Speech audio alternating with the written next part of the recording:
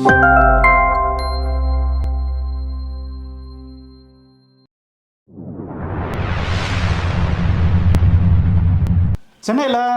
அந்த முற்போக்கு புத்தக கண்காட்சி நடக்குது, நீங்கள் பார்த்துருப்பீங்க. ஆமாம், ஃபுல்லாக வள்ளுவர் கோட்டைனா முன்னாடி பார்க்கறது போகிற மாதிரி இப்போ அது வந்து ஒரு புத்தக கண்காட்சி சாலையாக மாற்றிருக்காங்க.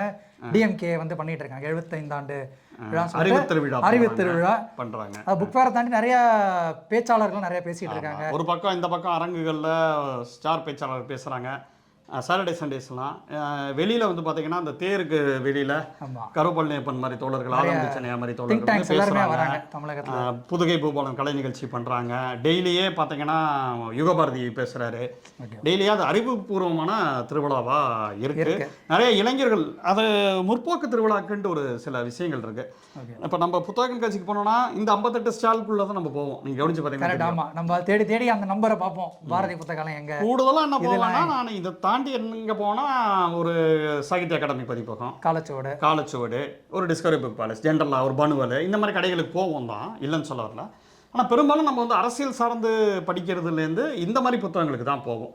படிக்கிறதுல 2 விதமான குரூப் இருக்குது. ஒன்று தீவிர இலக்கியம், இலக்கியத்துக்கும் வாழ்க்கைக்கும் சம்மந்தம் கிடையாது, இலக்கியங்கிறது மேலேருந்து குதிச்சு வந்துச்சுப்பா அப்படின்னு சொல்கிற ஒரு குரூப் இருக்குது. கலைக்கானதுன்னு சொல்கிற குரூப், அவங்களுக்கான புத்தக கண்காட்சி இது கிடையாது. ஃபஸ்ட்டு புரிஞ்சுக்கணும். இது வந்து கலை மக்களுக்கானது அப்படின்னு நம்புறவங்க. உண்மையும் கூட அதுதான் உண்மை. நீங்கள் எதுக்கு கலை, நீங்கள் உங்களுக்குள்ளேயே பேசிக்கிறதுக்கு, நீங்கள் ஏதோ குறியீடு மாதிரி ஏதோ பேசுறது கிடையாது. மக்கள்கிட்ட உரையாடுறதுக்கு ஒரு மொழி இருக்குல்ல, அதுக்கு தான் கலை. ஸோ அதை நம்புறவன், ஒரு அரசியல் செயல்பாட்டில் இருக்கிறவன் இந்த மாதிரியான புத்தக கண்காட்சி வந்து ரொம்ப முக்கியமானதாக எனக்கு படுது. குறிப்பாக இப்போ இருக்க சூழல் முக்கியம் நினைக்கிறேன். இப்போ இந்த பீகாரில் போய் எலெக்ஷன் ரிசல்ட்டை பார்த்தோம். இப்போ அடுத்து நமக்கும் வரப்போகுது. ஆமாம், இந்த சைடு ஒரு கேங் கதறுன்னு மட்டும் சொல்லிட்டு இருக்காங்க. முதல்ல அவங்களுக்கெல்லாம் விமர்சனம் பண்ணுறதுக்கு மொழியே இல்லை. ஆமாம், நீ புதுசாக ஏதாவது விமர்சனம் பண்ணிப்ப, திமுகவை விமர்சனம் பண்ணக்கூடாதெல்லாம் இல்லை. இப்போ உடனே நிறைய பேர் கிளம்பிடுவாங்க, யோ நீ 200 ரூபா ஊப்பியா, அதெல்லாம் ஒன்றும் இல்லை. தூய்மை பணியாளர் போராட்டமா, சாம்சங்கா, வெங்கை வயலா, இப்படி திமுகவை எதிர்த்து பேசக்கூடிய பிரச்சனைகள் இருக்குது. நர்ஸுகளோட இவங்க கண்டக்டர்ஸுக்கு உண்டான பென்ஷன்ஸு, இதெல்லாம் நிறைய விஷயங்கள் இருக்குது. அதை வந்து ஒரு இடதுசாரி மாதிரி களத்தில் இறங்கி போராட்டம் பண்ணு. நேற்று கூட ஏதோ ஒரு 100 ரூபா சம்பளத்துக்கு கூட எனக்கு கிடைக்காம சிஐடியு போராட்டம் பண்ணியிருக்காங்க திருப்பூரில். ஃபெரோஸ் சொல்லர் கூட ஷேர் பண்ணியிருந்தார். போலீஸ்காரன் அனுமதி வாங்கினு கேட்குறேன், டே எனக்கு 100 ரூபாய் கிடைக்கல, நான் எத்தனையோ முறை வந்து மனுலாம் கொடுத்தாச்சுன்னு அவர் சொல்கிறாரு. மனிதர்களோட வாழ்க்கை போராட்டம் மிகுந்தது தான் இருக்குது. அதெல்லாம் நீ சொல்லு. அது அப்படி இருக்கா? அப்படி இல்லாமல் கதற எங்கள் தளபதி இருந்தால் கழட்டிடுவார், இது பண்ணிடுவார், அதெல்லாம் தேவையில்லைல்ல. இப்போ எழில் நாகநாதன் வேறு தற்கொலைங்கிற வார்த்தையை சொல்லக்கூடாதுன்ட்டார். எனக்கு ஏற்கனவே மாசிவகுமார் தோழர் கண்டிச்சிருந்தார். தோழர் அது என்ன நீங்கள் மேட்டிமையாக தற்கொலைன்னு சொல்லுவீங்க அப்படின்னு கேட்டிருந்தார். இல்லைங்க, நான் அப்படி இல்லை, நம்மளுமே கோபமெல்லாம் யூஸ் பண்ணதில்லை. நிறைய உரையாட தான் நமக்கு நிறையா இது பண்ணாங்க. எத்தனை விஜய் ரசிகர்கள்ட்ட உரையாடிட்டு பண்ணோம் உங்களுக்கு தெரியும் பர்சனலாக. அப்போ என்னன்னா, அப்படி சமமாக இருக்கிறப்ப ஒரு கோபத்தில் சில வார்த்தைகள் வந்துடுது. அப்படி வந்துடுச்சுன்னா மன்னிச்சுக்குவாங்க. ஏன்னா எல்லாமே மக்களோட சேர்ந்து வேலை செய்ய தான் நம்ம வாசிக்கிறோம், படிக்கிறோம். இந்த புத்தக கண்காட்சி அந்த விதத்தில் ரொம்ப முக்கியமானதாகவும் ரொம்ப இதுவானதாகவும் இருக்குது அப்படின்ட்டு நான் சொல்லுவேன். கரெக்டாமா? ஏன்னா சரி நீங்கள் சொல்லுங்கள். இல்லை அதான் வெறும் அது நிறைய புத்தகங்கள் உங்களுக்கு கிடைக்கும். நீங்கள் சொல்கிறீங்க எங்கள் கொள்கை தலைவர் யார், இந்த இது உங்கள் கொள்கையை தெரிஞ்சுக்கினாலே முதல்ல அந்த புத்தகங்கள்லாம் வரலாறு என்ன முதல்ல 50s அதுக்கு முன்னாடி இருக்கிற. இப்போ தமிழ்நாடு எடுத்தால் 50க்கு அப்புறம் தான் வரலாறு முக்கியமாக, அதுக்கப்புறம் தான் டிஎம்கே உள்ள வராங்க, எல்லாமே நடக்குது இங்கே தமிழ்நாடு. அதுக்கு முன்னாடியே இந்திய எதிர்ப்பு போராட்டம் நடந்திருக்கு. இல்லை இதில் நிறைய இது இருக்குது. நீதி கட்சியெல்லாம் அதுக்கு முன்னாடியே இருக்குது. பெரிய வரலாறு இருக்குது, 20கள்லேருந்து இருக்குது தமிழ்நாட்டுக்கு. இல்லை இவங்க சோக்காலில் சொல்கிறாங்க அண்ணாயிசம் தானே சொல்கிறாங்க. அதுக்கு சொல்கிறேன், அதுக்கே இவங்க ஸ்டார்டிங் படிச்சாகணுன்றேன். இல்லை அந்த ஸ்டார்டிங்கே நீங்கள் சொல்கிறது இது. அதுக்கு முன்னாடி ஜஸ்டிஸ் பார்ட்டி இருக்குது.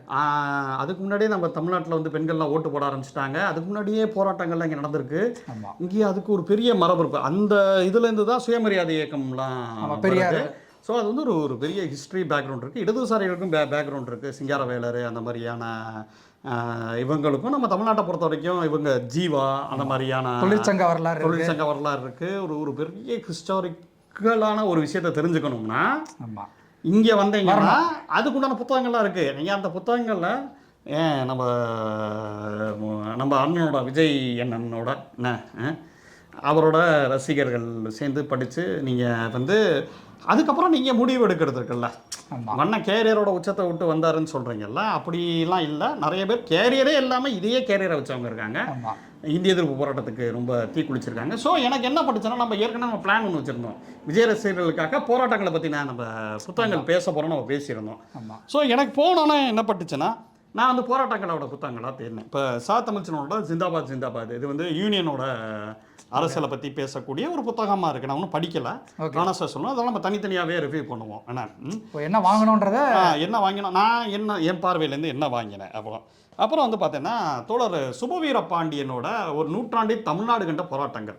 இந்த புத்தகத்தோட சிறப்பு என்னென்னா, உள்ளுக்குள்ளே எல்லா போராட்டமும் இருக்குது.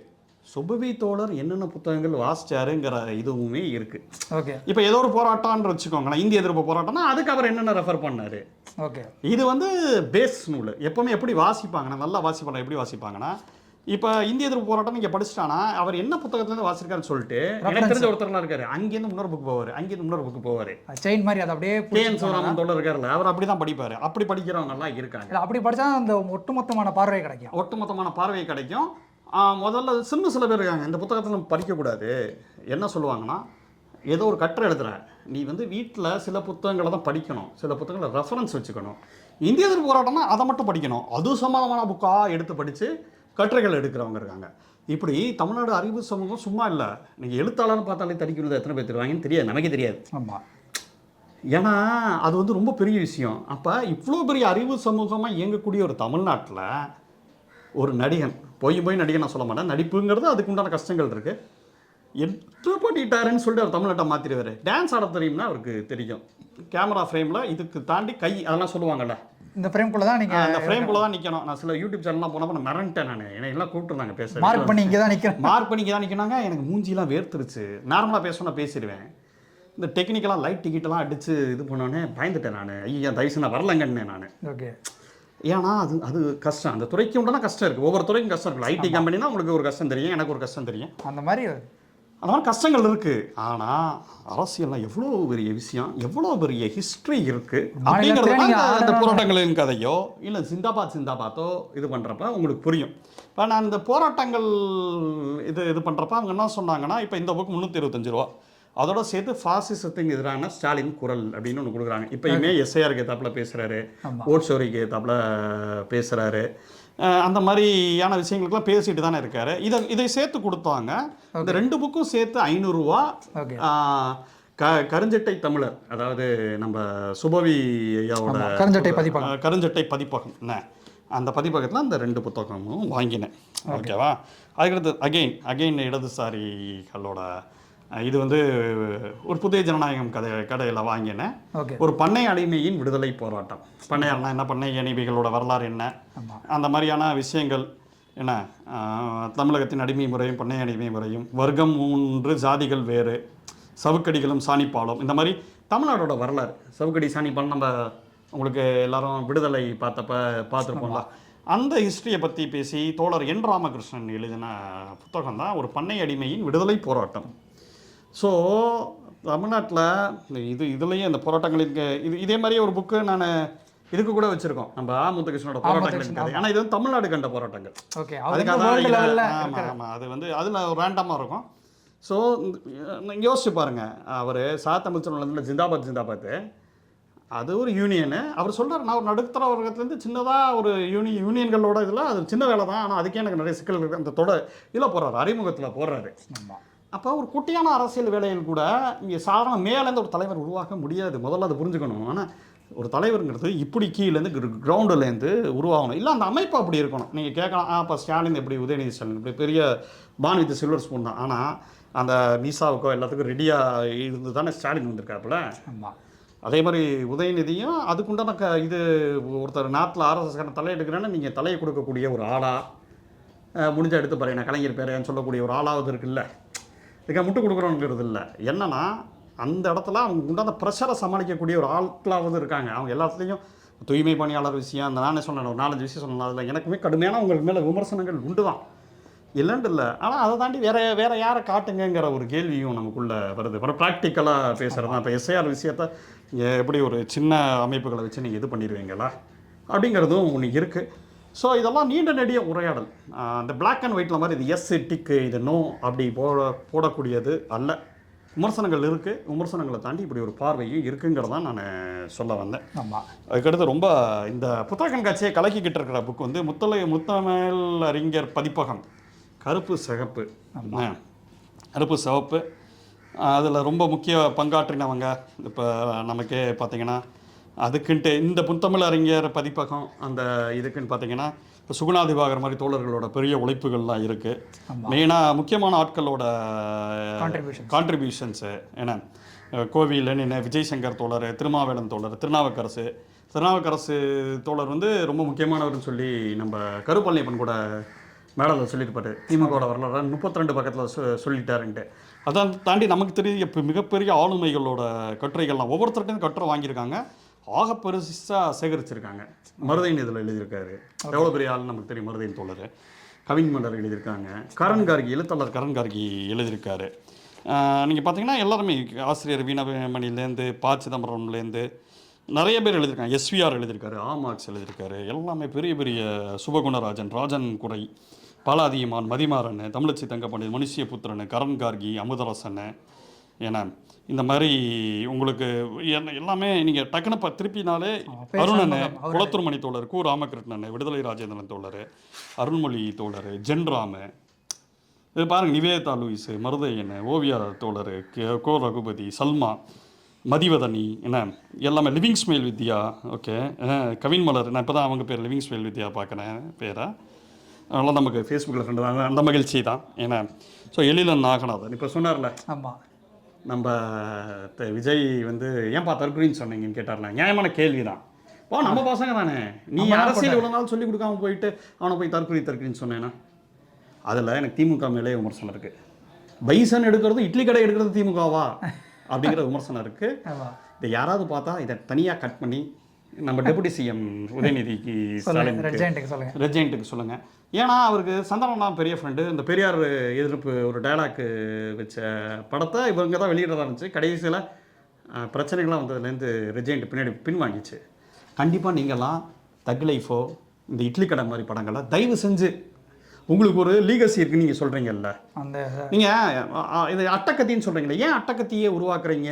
டெபுட்டி சிஎம் சார், விஜய் வந்து சிஎம் சாரை கேட்டால் நாங்கள் டெபுட்டி சிஎம் சாரை கேட்போம். ஆனால் அந்த நட்பின்றிய மிரட்டுற மாதிரிலாம் இல்லை. டெபுட்டி சிஎம் சார், நீங்கள் பாருங்கள், இப்படி ஒரு முனைப்பை இப்போ இந்த இடத்துல நீங்கள் நடுவில் உங்கள் ஃபோட்டோ போடுறீங்க, ஃபோட்டோ தெரியுமில்ல, ஃபோட்டோவை போடுறீங்க, ஓகேவா? உங்கள் திருநாவுக்கரசு, திருமாவேலன், விஜய் சங்கர், கோவி லெனின் இவங்களாம் இருக்காங்க. Deputy CM sir Udhayanidhi Stalin சாரோட ஃபோட்டோ இருக்குது. இவ்வளோ பெரிய வேலையை பார்க்குறீங்க, நீங்கள் இட்லி கடை தயாரிக்கலாமா?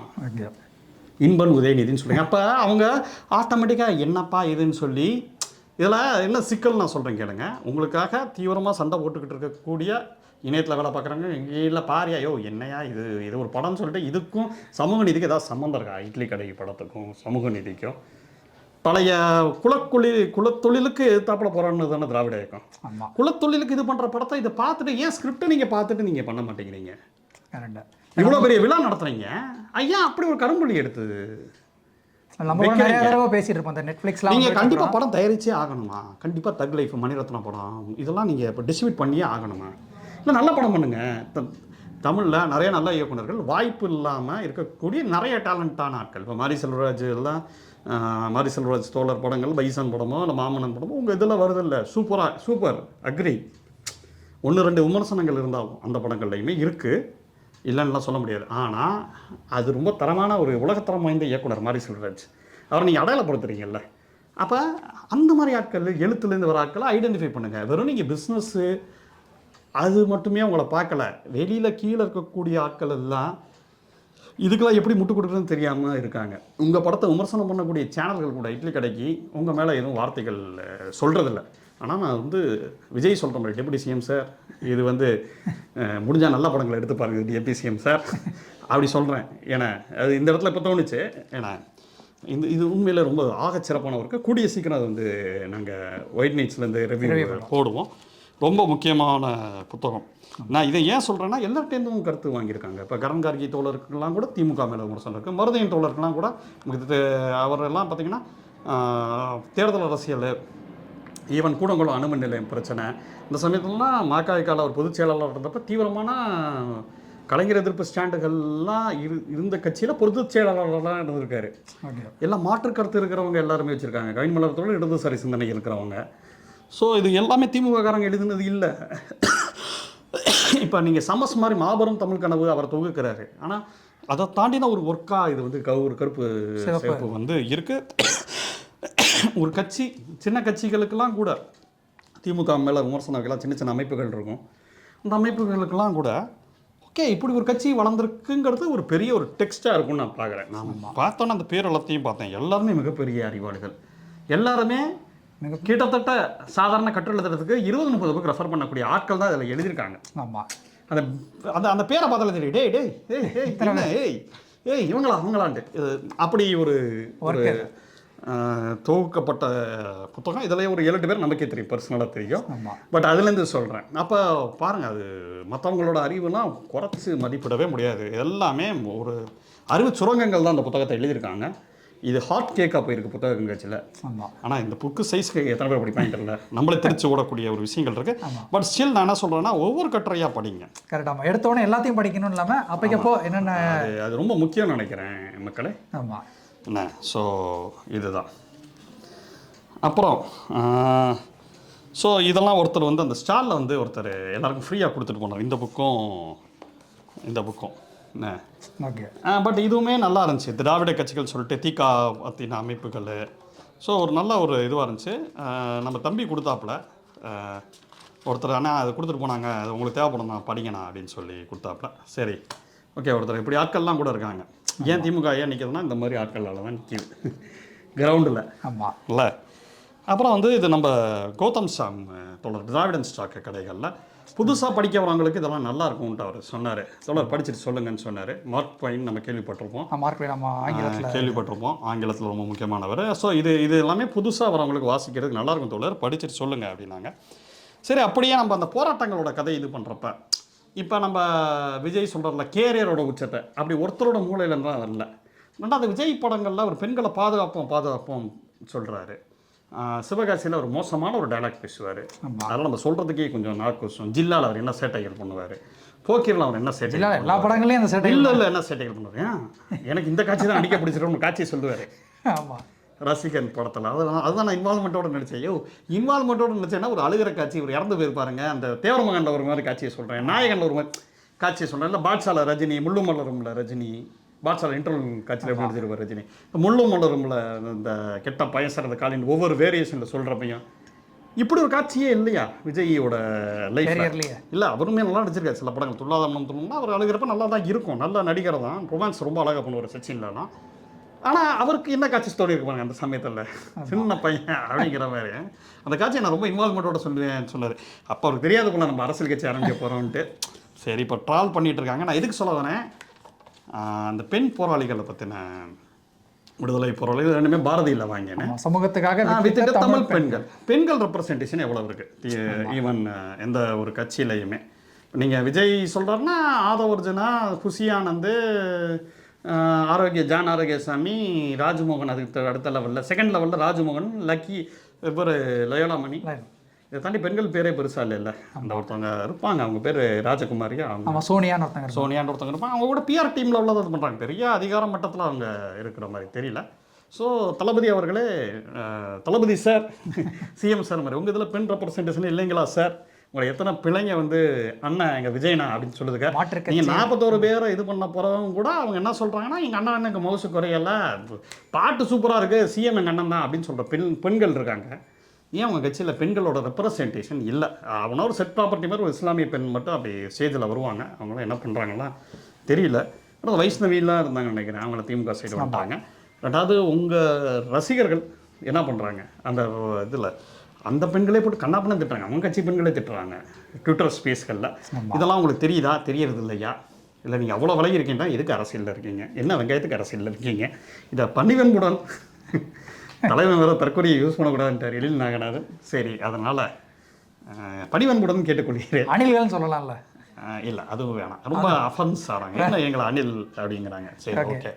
ஏன்னா அதனால் சும்மா பணிவன் பண்ணுவோன்னு கேட்டுக்கோமே. ஆமாம், நண்பா நண்பீஸ்னே சொல்லி, நண்பா நண்பீஸ் என்ன நண்பா எப்படி பண்ணுறீங்க, என்ன அப்படிங்கிற மாதிரி சொல்லலாம். அண்ணன் விஜயை கூட நண்பன் சொல்லலாம். அவர் நண்பருங்கிறார்ல, நண்பர்கிட்ட ஒரு கேள்வி அப்படின்னு கேட்டுக்கலாம்னு நினைக்கிறேன். என்ன ஸோ அப்புறம் கரீமோட தாளிடப்பட்ட கதவுகள், இது ஏன் வாங்கினேன்னு சொல்கிறேன். இது நாவல் தான். ஓகே. ஆனால் இது வந்து முகாம் ஏற்கனவே இது வந்து சிறுகதை தொகுப்பு. ஓகே. அவர் ரொம்ப ரொம்ப முக்கியமான ஒரு இடதுசாரி தாமு இயக்க ரைட்டரு. இவரோட முகாம்ங்கிறது ரொம்ப முக்கியமான ஒரு இது. மக்களை வந்து அகதியாக்கிட்டா இன்றைக்கி வந்து சிஏஏ என்ஆர்சி அந்த மாதிரி விஷயங்களை வேறு மாதிரி எஸ்ஐஆர் மூலமாக இம்ப்ளிமெண்ட் பண்ணேன் ட்ரை பண்ணுது ஒரு அரசு. பட் இந்த சிட்டிசன் இல்லைன்ட்டாங்கண்ணா என்ன பண்ணுவோம் அப்படிங்கிற ஒரு கேள்வி இருக்குல்ல, அதுக்கான இதுதான் முகாம். இவரோட நிறையா வாசிக்கணும்னு நினச்சிக்கிட்டு இருந்தேன். இப்போதைக்கு நான் தாளிடப்பட்ட கதவுகள் வந்து வாசிக்கணும் அப்படின்னு நான் பார்க்குறேன். இது உங்களுக்கு அந்த குண்டுவெடிப்பு இருக்குல்ல, கோவை குண்டுவெடிப்பு பற்றினா ஒரு எப்படி மௌனத்தின் சாட்சியங்கள் ஒரு பதிவு இல்லை, அந்த மாதிரி ஒரு பதிவுன்னு சொல்லியிருந்தாங்க. ஒரு அதை ஒட்டின சிறுகதை தொகுப்புன்னாங்க. ஓகே. ஸோ கரீம் தோழர் எனக்கு ரொம்ப பிடித்தமான பிடித்தமான தோழர். என்ன நல்லா அவரோட உரைகள்லாம் கேட்டிருக்கேன். அவர் வாசித்ததில்லை. ஓகே. ஆனால் ரொம்ப ஜாலியாக இருக்கக்கூடிய தோழர். ஆனால் உள்ளுக்குள்ளே அவ்வளோ ஃபோர்ஸான ஒரு தோழராக தான் இருப்பார். ஏன்னா பேச்சுகள் வந்து லைட்டாக பேசுகிற மாதிரி இருக்கும், ஆனால் நல்லா பேசுவாப்பில். ஒரு மாதிரி கூல் கை. ஆனால் எழுத்து வந்து வேறு மாதிரி இருக்கும் தான் நினைக்கிறேன். என்ன கரீம் தோழர் வந்து நான் படித்ததில்லை. ஸோ எனக்கு என்ன தோணுச்சுன்னா, ஒவ்வொரு ஃபாசிசத்துக்கு வடிவம் வேறு வேறு தானே. ஸோ இந்த காலகட்டத்தில் இப்படி ஒரு புத்தகமாக நம்ம வாங்குவோமே அப்படின்னு தோணுச்சு. இது கானகத்தின் குரல். இது கண்காட்சியிலலாம் நம்ம தம்பி கருணா வந்து கொடுத்தாரு. சச்சின் கருணா என்ற செல்லமாக அழைக்கப்படும் காட்டன் கேண்டி கருணா வந்து கொடுத்தாரு. அவரோட முதல் பதிப்பு. காட்டன் கேண்டியில் அவர் பதிப்பகத்தோட பேர் ஜாக் லண்டனோட கானகத்தின் குரல். இந்த கானகத்தின் குரல் நம்ம ஜாக் லண்டன் இரும்பு குதிகால் படிச்சிருப்போம். அந்த நம்பிக்கையில் வாங்கிட்டேன், நல்லா தான் இருக்கும்னு நினைக்கிறேன். ஸோ இது ஆண்டன் சகா சிறுகதைகளும் குறுநாவல்களும் மின்னங்காடி என இது செகா புக்கும் வாங்கினேன். ஸோ இதுதான் ஏன்னா இந்த புத்தக கண்காட்சியோட முக்கியத்துவம் உங்களுக்கு புரிஞ்சில்ல. ஆமாம். ஸோ அதுதான். ஸோ இந்த புத்தக கண்காட்சி எவ்வளோ முக்கியமானதோ அந்தளவு முக்கியமானது இந்த இதுன்னு நினைக்கிறேன். இந்த முற்போக்கு புத்தக கண்காட்சிங்கிறப்ப உங்களுக்கு நீங்கள் எல்லா வரலாறையும் அது மேலே விமர்சனம் இருக்கலாம். திமுக மேலே விமர்சனம் இருக்கலாம், திராவிட மேலே விமர்சனம் இருக்கலாம், அம்பேத்கரை மேலே விமர்சனம் இருக்கலாம். இப்போ நீங்கள் ஏன் இந்த புத்தக கண்காட்சி ரொம்ப முக்கியமானதுன்னா, எல்லாம் கள்ள செயல்பாட்டாளர்கள் தான் இருப்பாங்க அந்த ஸ்டால்களே இருக்காங்க. இப்போ நீலம் வந்து ஏதோ ஒரு அட்டவணை சாதி மக்களுக்கோ ஒடுக்கப்பட்ட மக்களுக்கோ தீவிரம் வேலை செய்கிறாங்க. போஸ்ட் மாடர்னிசம் லிட்ரேச்சரை ப்ரொமோட் பண்ணுறதுலேருந்து அவன் ஏதோ ஒரு வேலை செய்கிறாங்க. மணற்கேணி வந்து கேஎஸ் ரவிக்குமார் ஒருத்தர், ரவிக்குமார் தோழர், விழுப்புரம் ரவிக்குமார். நம்ம பாருங்கள் எவ்வளோ சினிமாவில் எவ்வளவு அடிக்ட் ஆகிருக்கேன். ரவிக்குமார் தோழர் சொல்கிறதுக்கு பதிலாக கேஎஸ் ரவிக்குமார் சொல்கிறேன்னா பாருங்கள், நான் கூட ஒருத்தர் குறிதான் அப்படின்னு சொல்ல வரேன் நான். ஸோ அவங்க விடுதலை சிறுத்தைகள் செயல்பாட்டாளர், அவரோட புத்தகங்களை மணற்கேணி பதிப்பகத்தில் கிடைக்கிது. திராவிட விடுதலை கழகம் ஒரு பக்கம் நீங்கள் பார்த்தீங்கன்னா எட்வின் உட்காந்துருப்பாப்புல, எட்வின் பிரபாகரன் உட்காந்துருப்பாப்புல, அவங்களோட பதிப்பகம் இருக்கும். இந்த பக்கம் பார்த்திங்கன்னா கருஞ்சட்டை தமிழர் அவங்க சுபவியோட பதிப்பகம் இருக்கும். எல்லாருமே களத்தில் செயல்படுவாங்க. இந்த பக்கம் திராவிடன் ஸ்டாக்கில் கௌதம் சாமி இருப்பாப்புல, அந்த பக்கம் புதிய ஜனநாயகத்தில் அருண் ஒரு தோழர் இருப்பாப்புல. இவங்க எல்லாருமே பார்த்திங்கன்னா லிட்டரலாக பாரதி புத்தகாலயத்தில் நேற்றுலாம் கூட நாகராஜ் சோழர்லாம் கூட வந்திருந்தார். ரவின்ற ஒரு பெரியவர் இருப்பார். பாரதி புத்தகம் வந்து சிபிஎம்மோட ஸ்டாலு, அப்புறம் என்சிபி கட்சி இடதுசாரி ஸ்டாலு, இப்படி செயல்பாட்டில் இருந்து அங்கேருந்து ஒரு எழுத்தாளர் உருவாகிறாங்க. நம்ம இப்போ கரீம் சொன்னோம்ல, அவர் வந்து தாமுயசா சிபிஎம் தாமுயசாவோட கோயம்புத்தூரோட முகமே கரீம் தோழர் தான். இப்படி களத்துலேருந்து செயல்பட்டு மக்களோட சேர்ந்து செயல்பட்டு எழுதுகிறப்போ ஒரு எழுத்து வரும்ல, அந்த எழுத்து வந்து ராவா அப்படியே வரும். அவங்களுக்கு மொழியெல்லாம் தேவையில்லை. அவங்க நிறைய உரையாடி மக்கள்கிட்ட பேசி நிறைய பேர்கிட்ட பேசி அதுக்குள்ளேருந்து ஒரு எழுத்து வருதுல, வாசிக்கிற ஆளாகவும் இருப்பாங்க. மக்களோட மொழியில் மக்களோட மொழியிலையும் இருக்கும், வாசிப்பும் அவங்களுக்கு அதிகமாக இருக்கும். அதுக்காக அது ரொம்ப குவாலிட்டி கம்மியாகவும் இருக்காது. அப்போ அவங்கக்கிட்டேருந்து வரக்கூடிய எழுத்துக்கள்லேருந்து வரக்கூடிய ஒரு எழுத்தாளர் இருக்காங்கல்ல. இப்போ சிந்தன் புக்கோஸ் மாதவ் கட்டா இருப்பார், தெலுங்குலேருந்து எக்கச்சக்கமான புத்தகங்களை கொண்டு வருவார், காஷ்மீர் பற்றின புத்தகங்களை கொண்டு வருவார். உங்களுக்கு இப்படி தான் நீங்கள் மாதவ கட்டாவெல்லாம் தோழர்லாம் பார்த்தீங்கன்னா வயசான தோழர் தான். எங்கே போனாலும் எந்த போராட்டத்துலேயும் அவர் பார்க்கலாம். எங்கே ஒரு கம்யூனிஸ்டுகள் பற்றின ஒரு அரங்கு கூட்டங்களாக உட்காந்துருப்பார். உட்காந்து அறிவு வந்து தேடி போகக்கூடிய எழுத்துக்களையும் இதையும் கொண்டு வரவங்க இருக்காங்க பார்த்தீங்களா. நம்ம பக்கத்தில் ஒருத்தர் ஒரு ஸ்டால் போட்டிருந்தாங்க. ஃபுல்லாக அந்த யமுனா ராஜேந்திரன் தோழரோட புக் உயிரெழுத்துன்னு நினைக்கிறேன். ஓகே. அந்த புத்தகங்கள்லாம் வருது. அதில் நம்ம அந்த சிந்தன் தொடர் கூட்டத்தில் ஒருத்தர் பேசினார்ல அந்த நிழல் ராணுவங்கள் அவர் தான் அந்த இதோட இது அவர் ஒரு டாக்குமெண்ட்ரி ரைட்டரா சுற்றுச்சூழல் சம்மந்தமாக டாக்குமெண்ட்ரி எடுத்துகிட்டு இருக்காராம். அதுக்கு பக்கத்தில் இருக்கிறவர் பார்த்தீங்கன்னா அவர் சொல்கிறார் நீங்கள் கலப்பைன்னு நினைக்கிறேன் ஏதோ சம்திங்கு டக்குன்னு எனக்கு பேர் மறந்து அவங்க டாக்குமெண்ட்ரியில் ஸ்க்ரீனில் பண்ணுவாங்களே எனக்கு விசிட்டிங் கார்டு கொடுத்தாரு. எல்லாமே ஒரு மாதிரியான செயல்பாட்டாளர்கள். நீங்கள் அது பார்த்தீங்கன்னா அந்த ஒட்டு மொத்தமாக பார்த்தீங்கன்னா சமூகத்தில் செயல்படக்கூடிய ஆட்கள் எல்லாம் ஒன்றா சேர்ந்து ஒரு திருவிழா நடத்தினா அதுதான். இது வெறும் ஒரு திமுகவோட இதுவாகவும் மட்டும் இல்லாமல் இப்போ தலித் முரசு தோழர் நீலகண்டன் அப்போ அவங்க இந்த பக்கம் பார்த்தீங்கன்னா நீலம்னா பார்த்தீங்கன்னா தீவிரமாக உங்களுக்கு நிறைய நேரங்களில் திமுக எதிர்ப்புலாம் நேரடியாக ரஞ்சித் தோழர் பேசுகிறப்ப வைப்பார். அதுக்காகலாம் அவங்களுக்கு ஸ்டால் கொடுக்காமலாம் இல்லை. இது இவங்க நடத்துகிறாங்கிறதுக்காக எல்லாருக்குமான ஒரு ஸ்பேஸ் இருக்கக்கூடிய ஒரு இடமாவும் அது இல்லை. இப்போ தமிழகத்தின் தேவையாக கருப்பு சிவப்பு நீளம்ன்ற சேர்ந்து இருக்கக்கூடிய தேவையும் இருக்குது. இல்லை அதில் ஒவ்வொருத்தரும் என்ன சொல்கிறாங்கன்னா கோட்பாடு ரீதியாக மேப்பீசமாக இருக்குது சரியில்லையேங்கிறாங்க. இது அப்படி புரிஞ்சுக்கக்கூடாது. சேர்ந்து வேலை செய்யக்கூடியதுக்கு ஒரு குறைந்தபட்ச ஒரு கூட்டணி இருக்குல்ல, குறைந்தபட்ச ஒரு முற்போக்கு, அந்த ஒரு குறைந்தபட்ச அந்த சேரக்கூடிய இடங்கள் இருக்குல்ல, அந்த எலெக்ஷனுக்காக சேர்றது அதுக்கப்புறம் நம்ம விமர்சிச்சுக்கோங்க. எலெக்ஷனுக்காக இது பண்ணிவிட்டு அதுக்கப்புறம் உங்களுக்கு அவங்க மேலே விமர்சனம் இருக்கா தீவிரமாக எடுத்து போராடுங்க. இப்போ சிபிஎம்மோட ஸ்டாண்டுலாம் அதில் சூப்பராக இருக்கும். சிபிஎம் எம்எல் கட்சிகளோட ஸ்டாண்டு கூட்டணிகள்லாம் இருப்பாங்க. ஆனால் முதலாக அந்த இதுக்கு 12 மணி நேரம் வேலைக்கு போராட்டம் பண்ணுறது சிபிஎம்மாக தான் இருக்கும். ஆமாம், போராட்டம் பண்ணுறப்போ தாவேக்க வரமாட்டாங்க. 12 மணி நேரம் வேலைக்கோ ஏன் வர வேண்டியதானே வேங்கை வயலுக்கோ எதுக்காக வந்திருக்காங்க? என்ன போராட்டத்துக்கு நீங்கள் வந்திருக்கீங்க? ஏன் தூய்மை பணியாளர் போராட்டத்துக்கு வந்திருக்கீங்க கேட்டால் அவங்கள கூட்டிகிட்டு வந்து பாரதி ஏஐசிசிடி பாரதி நாங்கள் கூட்டிகிட்டு வந்து பேசணும்லன்னு சொல்கிறதெல்லாம் இருக்கட்டும். நீங்கள் போராட்டம் பண்ணீங்களா? எல்லாமே அந்த கட்சி போராட்டம் பண்ணாங்க. பனையூருக்கு கூப்பிடும் அவ்வளோதான் எங்களுக்கு தெரியுமே தவிர நாங்கள் போக விடுதலை சிறுத்தைகள் கூட்டணி நடந்தாலும் போராட்டம் பண்ணுவாங்க. நீங்கள் என்ன பண்ணீங்க அப்படிங்கிற ஒரு விஷயம் இருக்குல்ல. அதனால் ஒரு எலெக்ஷன் ஒரு அரசியல் ஏதோ ஒரு விஷயம் அவ்வளோ ஈஸியான விஷயம் கிடையாது. ஆமாம், எடுத்த உடனே சிஎம் அப்படின்னா எடுத்த சிஎம் சார் ஸ்டேட்டாக சிஎம் சார்ட்ட தான் பேசுவீங்களா? அது கீழே இருக்கக்கூடிய டெபுட்டி சிஎம்கிட்ட கூட பேச மாட்டார் தலைவர். அது சொல்லியிருப்பாங்க பின்னாடி வந்து தளபதி நீங்கள் அஜித் அடிச்சுக்கிட்டு இருந்தீங்க, அப்புறம் ரஜினியை அடிக்க ஆரம்பிச்சிங்க, அஜித்லாம் உங்கள் லெவலுக்கு இல்லைன்னு சொல்லிட்டு ரஜினி அடித்தா தான் இதுன்னு சொல்கிறாங்கல்ல. நீங்கள் சூர்யா கிட்ட கூட வரக்கூடாது, ஒன்று அஜித் அதுக்கப்புறம் ரஜினி, அவ்வளோதான். அதே ஃபார்முலாலாம் சொல்லியிருப்பாங்க நினைக்கிறேன். நீங்கள் இங்கே சேகர்பாபு இப்போ சேகர்பாபு வந்து தூய்மை பணியாளருக்கு தப்பில் பேசினாரு. விஜய் அறிக்கை விட இதெல்லாம் இப்படி பேசலாமா அமைச்சர் அப்படின்னு நீங்கள் கேளுங்க, நாங்களே உங்களுக்கு பாயிண்ட் எடுத்துறோம்.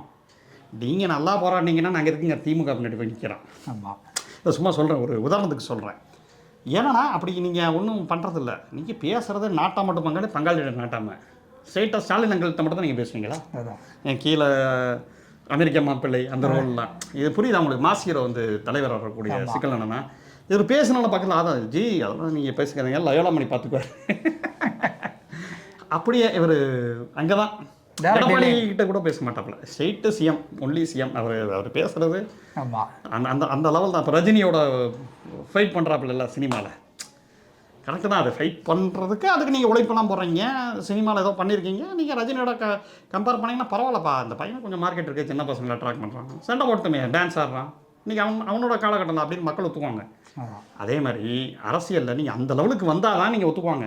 நீங்கள் இப்போ தான் அந்த சிஎம் சார் தம்பி அவர் எவ்வளோ பெரிய ஆள் தெரியுமா, இவர் எல்லோரும் போகிறாங்க செந்தில்வேலேருந்து இவர்லேருந்து எல்லாம் சொல்கிறாங்க, ஏப்பா நீங்கள் 1.5 வயசு இருக்கிறப்ப அவர் மிஸ்ஸாக்குள்ளே போயிட்டாருப்பா அப்படிங்கிறாங்க. எல்லாம் எமர்ஜென்சியில். இப்படி ஒரு ஹிஸ்ட்ரி இருக்குல்ல. விமர்சிக்கிறதெல்லாம் வேணாம்னு சொல்ல வரல, ஆனால் அதுக்கு ஒரு முறைன்னு ஒன்று இருக்குது. உங்களுக்கும் அவங்களுக்கு தான் போட்டி அப்படின்னு பிரகாஷ்ராஜெலாம் விமர்சிக்கிறப்ப எனக்கு அவங்களுக்கு தான் போட்டிலாம் பேசுறது இல்லை, எனக்கு மோடிக்கு தான் போட்டின்னு ஒரு பேசினா அப்படியா இல்லை. அதாவது ஒன்று இருக்குது. அதுக்கு இவ்வளோ வரலாறுலாம் தெரிஞ்சிருச்சுன்னா ஓஹோ இவ்வளோ நடந்திருக்கா, அப்போ நம்ம வேஸ்ட்டுங்கிறது விஜய்க்கு முதல் புரியணும்.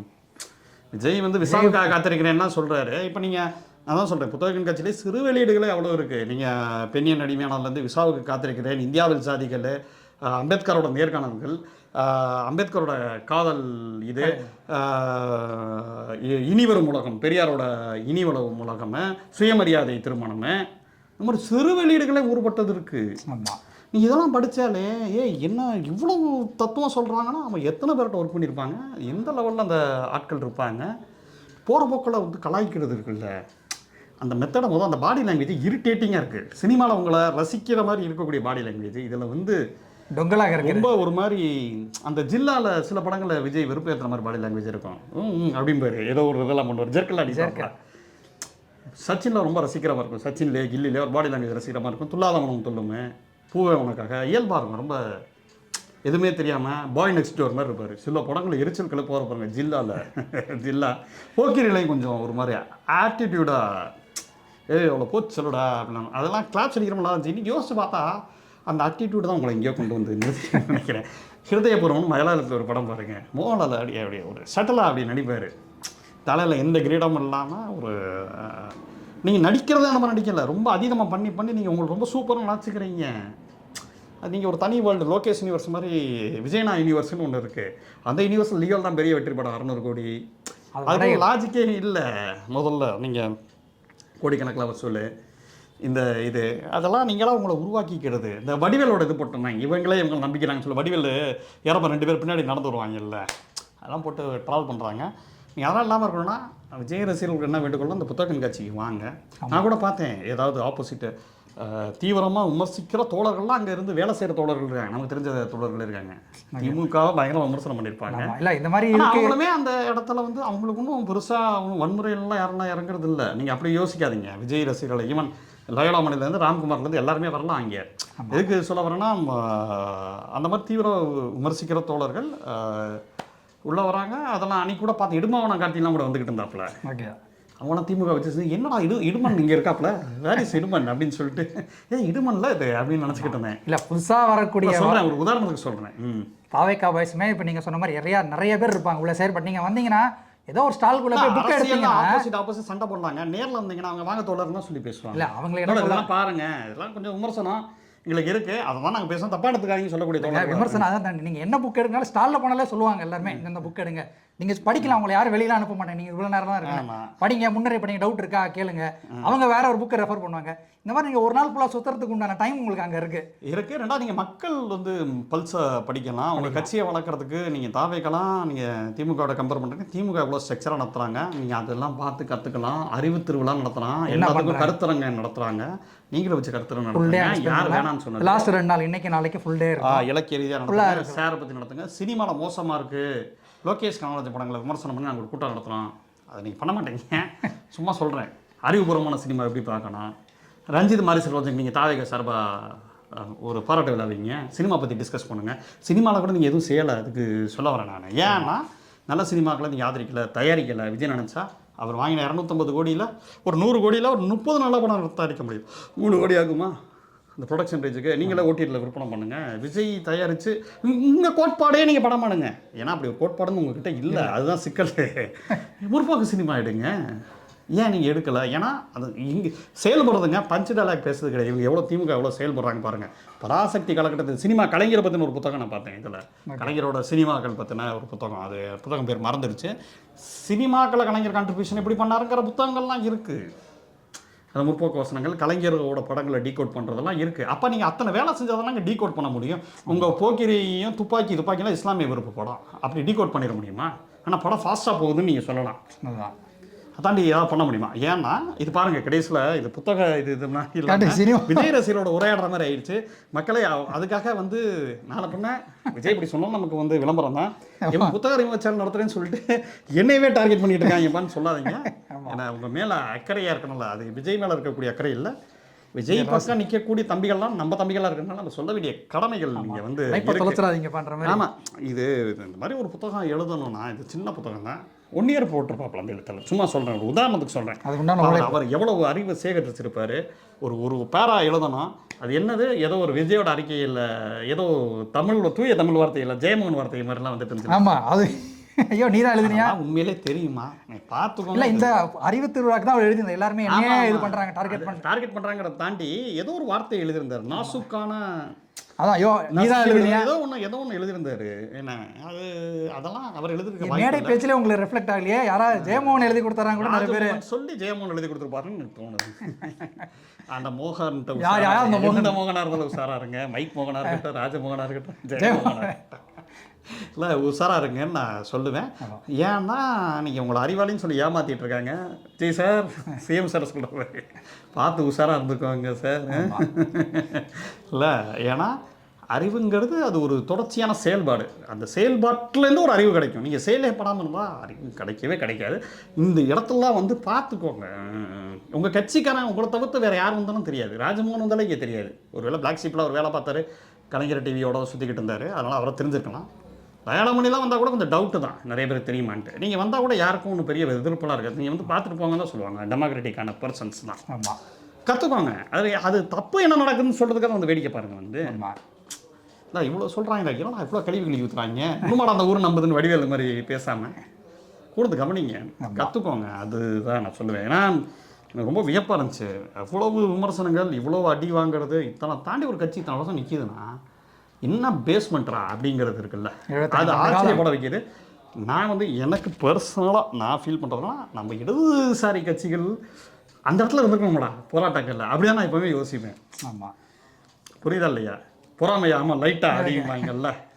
ஏன்னா இவ்வளோ பெரிய, இது கூட பெரிய தத்துவம் இருக்கக்கூடிய கட்சி, அது இன்னும் எக்ஸ்பேண்ட் பண்ணணும் இடதுசாரி கட்சிகளை. அதுக்குள்ளே அந்த இடத்துல ஒருத்தன் வந்து ஓவர் டேக் பண்ணி அந்த ஒரு மாஸ் ஆகிக்கிடுச்சு. ஒரு மாதிரி அதோட திமுகவோட டைல்யூட்டட் பாலிட்டிக்ஸும் அதுக்கு ஒரு காரணம். இடதுசாரிகளில் இருக்கக்கூடிய கோட்பாடு நிறையா படிக்கணும், நிறைய ஸ்ட்ரிக்டான ரூல்ஸு, அதெல்லாம் கூட அந்த கட்சி வளர்றதுக்கு கொஞ்சம் லேட்டு தான் ஆகும். அதெல்லாம் புரியுது தான், நடைமுறை சிக்கல்கள். இருந்தாலும் ஒரு கட்சி எத்தனை வருஷம் அவங்க நிறுத்திருக்காங்கிறது, ஒரு வாட்ஸ்அப் குரூப்பை நம்ம நிறுத்த முடியாதுங்க. சண்டை போட்டு கோச்சிட்டு போயிடுவாங்க. நம்மளே கோச்சிக்கலாம், நிறைய இதில் குரூப்பில் வந்திருக்கோம், பஞ்சாயத்து நடக்கும், பல பஞ்சாயத்துகளை. ஸோ அதுதான் அப்படி நீங்கள் நடக்கணும், அமைப்பு திரண்டு வேலை செய்யணும், இதெல்லாம் இது பண்ணணும். இன்னும் கூட நிறைய புக்கு இருக்குது. நான் வாங்கின புக்கு புக்குனா ஈவன் நீங்கள் ஒவ்வொரு ஸ்டால்லையும் அலைகளாக இருக்கட்டும், எதிர் வெளியீடாக இருக்கட்டும், சீர்வாசர் வட்டத்தில் நிறையா சிறு வெளியீடுகள் போட்டிருப்பாங்க, கம்மியான விலையில் சீரு நன்சை பதிப்பகம் போட்டிருப்பாங்க. 33 நினைக்கிறேன். அங்கே தான் நம்ம புத்தகங்கள்லாம் கூட கிடைக்கும். ஏன்னா எல்லா விதத்துமான புத்தகங்களுமே இங்கே இருக்குது. சினிமாவை அரசியலாக பார்க்கக்கூடிய இவங்க பியூர் சினிமா இருக்காங்க, உயிரெழுத்து யமுனா ராஜேந்திரனோட புத்தகங்கள்லாம் இருக்குது. ஸோ இந்த மாதிரி எல்லா ஆர்ட்டில் எப்படி பார்க்கலாம், இதில் எப்படி பார்க்கலாம், அந்த மாதிரி ஒவ்வொரு பார்வைகளுக்கும் உண்டான விஷயங்கள் இருக்குல்ல. நீலமில் இருக்கும், ஸ்டாலின் ராஜாங்கம் புக்கெலாம் கூட இருக்குது, சினிமா சம்மந்தமான அரசியல் பேசுகிறதுக்கு. அதான் நம்ம புக்கும் இருக்குது, சுயவளம். ஏன்னா இப்படி இவ்வளோ இருக்குது. அப்போ ஒரு புத்தக கண்காட்சி எத்தனை குழந்தைகளுக்கு புத்தகம் இருக்குது, சினிமா பார்க்கணும் ஒரு புத்தகம் இருக்குது, அரசியல் செயல்பாட்டாளர் ஒரு புத்தகம் இருக்குது, எல்லாமே முற்போக்கு புத்தகங்கள்.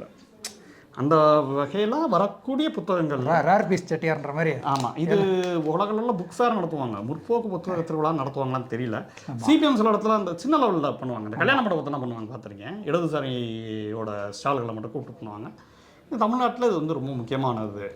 நான் ஹிந்து லிட்டரரி ஃபெஸ்டிவல் வரப்போ ஒரு பாயிண்ட் ஒன்று எழுதியிருந்தேன். ஹிந்து லிட்டரரி ஃபெஸ்டிவலில் கொஞ்சம் எலைட்டான ஆட்களை மட்டும் கூப்பிட்டு பண்ணிட்டு இருக்காங்க. இந்த மாதிரி ஏன் நம்ம 3 இடது யார் கருப்பு சிகப்பு நீலம், ஆனால் மேப்பிசம் பேசலை, கோட்பாடு ரீதியாக வேற வேறு.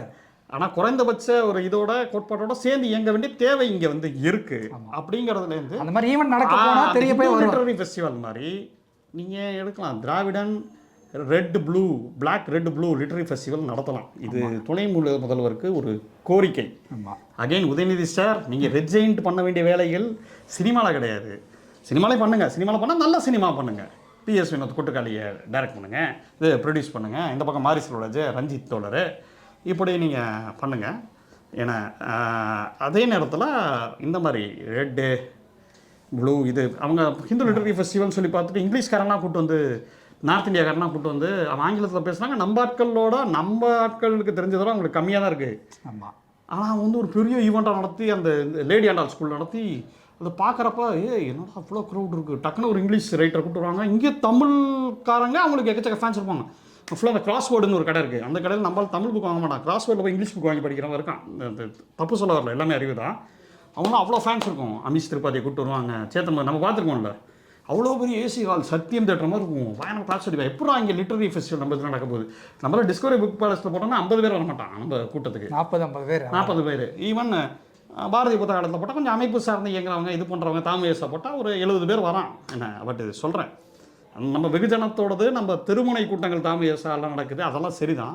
பட் இருந்தாலும் சென்டர் ஆடியன்ஸ், சத்தியம் தேட்டர் ஆடியன்ஸ் இருக்காங்கல்ல, அப்படி ஒரு கூட்டத்தை காட்டி நீங்கள் அவங்களால கற்று காட்ட முடியும். இது அதிமுக கேட்க முடியாது, கண்டிப்பாக திமுக கேட்க முடியும். அந்த மாதிரி லிட்டரரி ஃபெஸ்டிவல் ஒன்று பண்ணுங்கள். ஆமாம், எல்லாம் கருத்தரங்கங்கள், 3 நாள் கருத்தரங்கள், மத்தியானம் சரியான லஞ்சு நான்வெஜ்ஜோட பஃபே சிஸ்டமோட என்ரோல் பண்ணுடா பண்ணுங்க. நீங்கள் காலகாலத்துக்கும் அதுதான் கலைஞர் அண்ணாவோட லீகசியில் வரும். இப்போ நீங்கள் அறிவித்திருவிழா பண்ணியிருக்கீங்க. ஆமாம், இதே விஷயம் தான். இது முற்போக்கு புத்தக கண்காட்சி அதுவே ஒரு ஹிந்து லிட்டரரி ஃபெஸ்டிவலுக்கு மாற்றாக தான் நான் பார்க்குறேன். ஸோ இன்னும் அந்த மாதிரி நிறைய ஈவெண்ட்டுகள் பண்ணுங்க. இதுதான் என்னோட ஒரு சின்ன கோரிக்கையோ சின்ன கோரிக்கை. ஆனால் இதுதான் கோரிக்கை. நீங்கள் இட்லி கடை தயாரிக்கிறப்ப அதெல்லாம் தயாரிக்கலாம், இதுக்கெல்லாம் செலவு பண்ணுங்க கொஞ்சம் தயவு செஞ்சு இல்லை அப்படிங்கிறது என்னோட கோரிக்கைங்க. ஓகே சரிங்களா? ஆமாம். வேற ஏதாவது கோரிக்கை இருக்கா? வேற எதுவும் போய் கேட்டுருங்க டெபுட்டி சிஎம் சாருக்கு இல்லை வேற எதுவும் இல்லை. போகக்கூடிய வீடியோ. ஓகே சரியா? நன்றி. நன்றிங்க.